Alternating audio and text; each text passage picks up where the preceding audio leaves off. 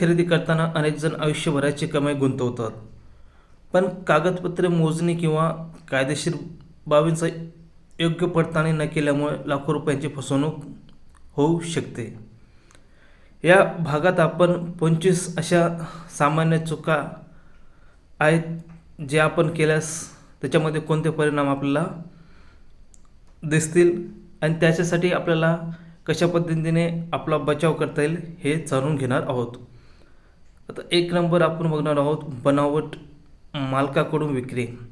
आता काय होतं आहे, एखादा व्यक्ती असतो की तो सांगतो की ही माझी जमीन आहे, अशा पद्धतीने तो विक्रीसाठी जमीन व्यवहार करण्याचा प्रयत्न करतो, पण असा व्यवहार जर झाला तर हे चुकीचं ठरतं. आता त्याच्यामध्ये समजा एकाचं नाव सातबाऱ्यावर राम आहे, पण श्याम हा विक्री करत आहे, तर श्यामचा हा त्याच्यामध्ये काही रोल येतच नाही. आता याच्यामध्ये आपल्याला कोणत्या गोष्टी बघणं आवश्यक आहे आपल्याला सुरक्षित ठेवण्यासाठी, तर सातबारा, नमुना 8, आधार आणि पॅन आणि मागील खरेदी खत पण तपासणे योग्य असते. आता बनावट खरेदी खत, आता फसवणूक कसे होते, खोटे किंवा फेरफार केलेले खरेदी खत दाखवले जाते. आता कधी कधी काय होतं आहे, कोणी चुकीच्या पद्धतीनं पण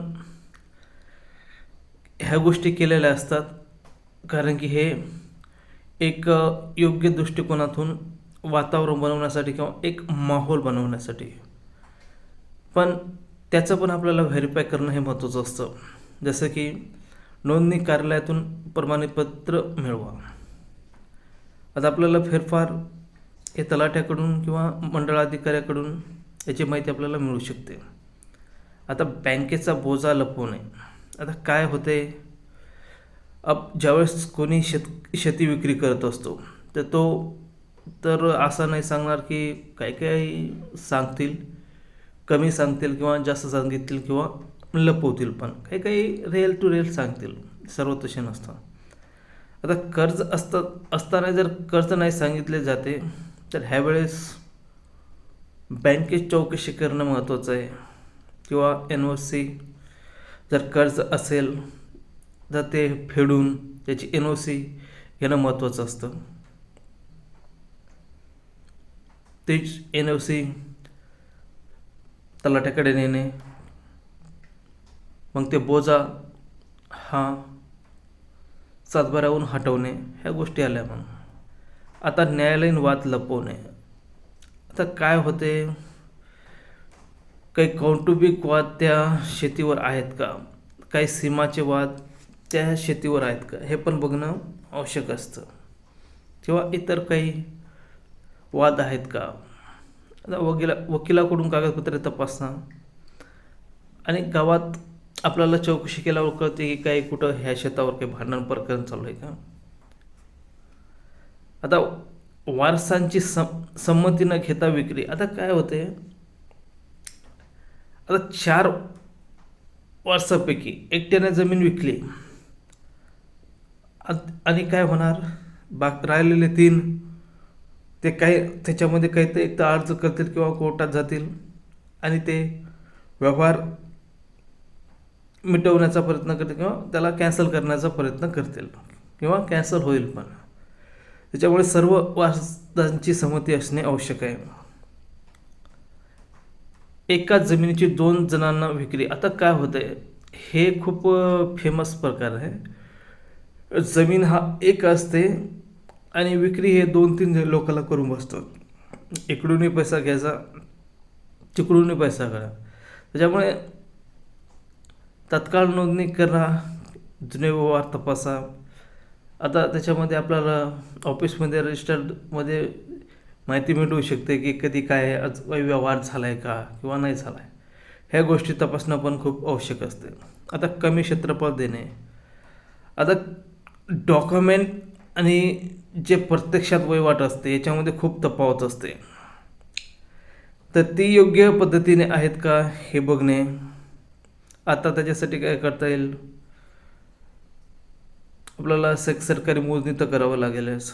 जर आपल्याला समजा फक्त बघायचं आहे क्षेत्र किती भरतं आहे का नाही तेवढं जर बघायचं असेल आपण फक्त पहिले प्रायव्हेट मोजणी करू शकतो आणि बघू शकतो की क्षेत्र भरत असेल. जर क्षेत्र जर भरत असेल नकाशा बसत असेल तर मग सरकारी मोजणी करण्याची काही गरज नाही. पण जर भरत नसेल तर सरकारी मोजणी करावीच लागेल. चुकीची सीमा दाखवणे. आता काय होतं प्रत्येक गोष्टी ह्या सर्वेअरकडून तपासून घ्यावं लागते. कारण की टिप्पण आणि गाव नकाशा तपासा. कारण की ते खरोखरच जमीन ते जिथं दाखवत आहेत का ते तिथंच आहे का, नाही तर दाखवायची एका ठिकाणाची जमीन आणि सातबारा करून द्यायचं दुसरीकडचं, असं पण बऱ्याच ठिकाण झालेलं आहे. अतिक्रमण लपवणे. आता काय होते एक तर शेजाऱ्याचं कधी पण काही जमत नसतं. कोणी 10-15 गुंठे इकडं तिकडं 5-10 गुंठे हे असतं जे लफडं.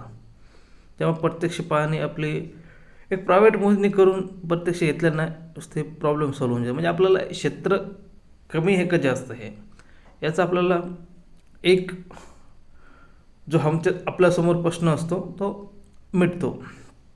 हां की क्षेत्र एवढं एवढं आहे अशी शंका नसेल की कमी असेल का जास्त असेल. आता रस्ता नसलेली जमीन विकणे. आता काय होते भावकी असली म्हणजे ते खूप लफडे असतात. आता तिथं सुदैवाने रस्ता असला तर ठीक आहे, जर रस्ता नाही नसला तर मग तिथं वाद होणारच. त्याच्यामुळे गाव नकाशा तपासा, प्रत्यक्ष रस्ता आहे का पहा, हे महत्त्वाचं. आता सरकारी जमीन खाजगी म्हणून विकणे हा खूप एक इंटरेस्टिंग विषय आहे. याच्यामध्ये खूप काही लोकांना चुना लावलेला आहे.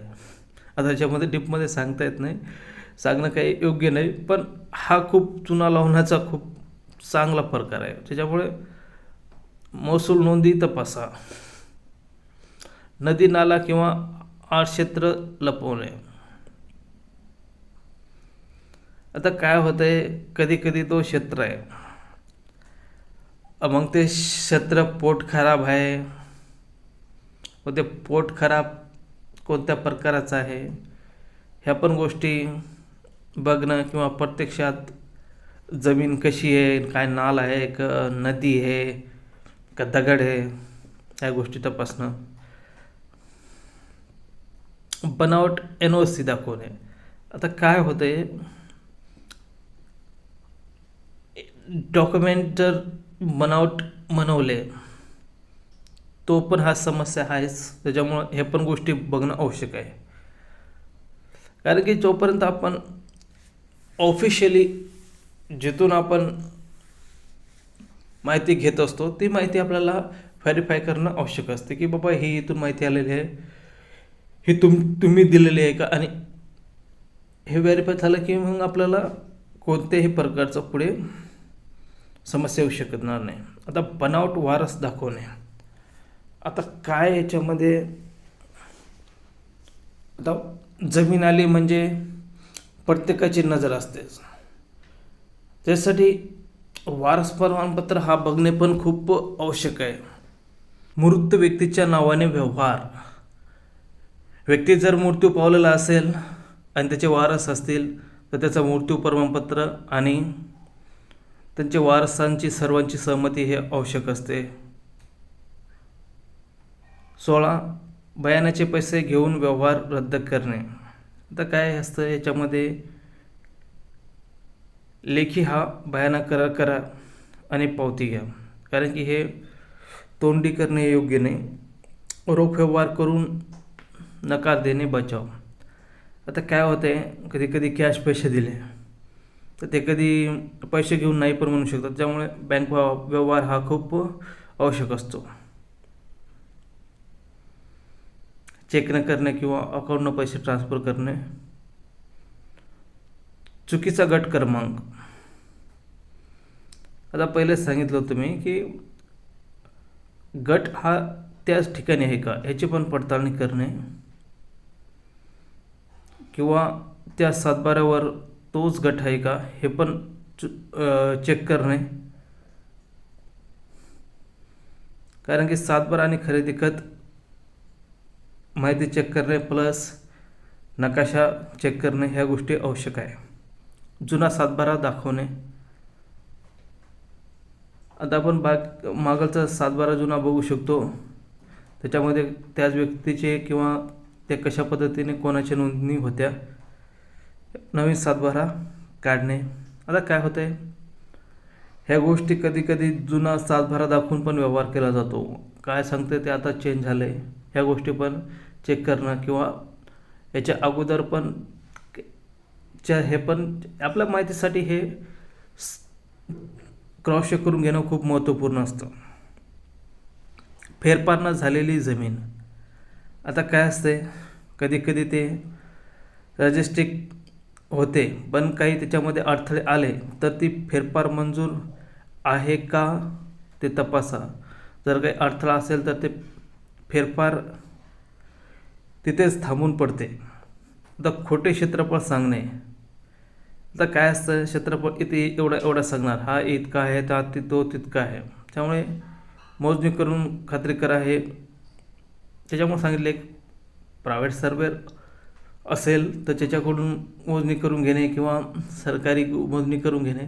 क्षेत्र जर बघायचं असेल आपण प्रायव्हेट सर्वे करून घेतलं तरी ओके होऊन जातं. बनावट पॉवर ऑफ अटर्नी. आता काय आहे याच्यामध्ये, मूळ पॉवर ऑफ अटर्नी तपासा, ती वैध आहे का ते पडताळा. खोटी मौखिक आश्वासने. आता कसं असतं, ज्यावेळेस कोणती गोष्ट एक व्यवहार करत असतो तर आश्वासन तर देत नसतात. आता थोड्या वेळापर्यंत आश्वासन देऊन जर कोणती गोष्ट साध्य होत असेल तर असे आश्वासन बघायला भेटतात. तर रस्ता करून देतो, बोजा काढून देतो, फक्त हे असे तोंडी गोडीनं बोलणं किंवा आश्वासन देणं, ह्या गोष्टीला विश्वास करणं योग्य नाही. प्रत्येक अट ही लेखी घ्या. कारण की जर तुमच्याकडे काही प्रूफ असेल तर भविष्यात तुम्ही त्याच्याविरुद्ध खटला चालू शकाल आणि तो मजबूतीने. तुमच्याकडे काही प्रूफच नसेल तर तुमच्यावर खटला चालू आहे. दलालावर पूर्ण विश्वास ठेवणे. आता काय होत आहे, मध्यस्थी जो व्यक्ती असतो त्याच्यावर हा परिपूर्ण विश्वास करणे पण योग्य राहत नाही. तो इकडून तिकडून पण त्याला पैसे आला किंवा त्याला, आता कसं असतं, जिथं जमीन असते, प्रॉपर्टी असते, पैसा बघून माणसाचं काय समध्याचं माइंड आहे ना, एक विचलित होऊन तो वेगळ्या डायरेक्शनला पण जातो. त्याच्यामुळे आपलं विवेक वापरून हे करणं योग्य आहे. स्वतः कागदपत्र तपासणे, त्यांच्याकडूनही तपासा, आपणही तपासा, फक्त त्यांच्या भरोश्यावर न राहता. आता घाईघाईने व्यवहार करणे, फसवणूक. आजच निर्णय घ्या, उद्या दुसरा खरेदीदार आहे. आता जे काय आहे, आता काय असतं, एकदा त्याला भाव कमी जास्त करायचं असतं किंवा त्याची काहीतरी फसवायची प्लॅनिंग असेल, मग तो काय करणार, घाईघाई करणार.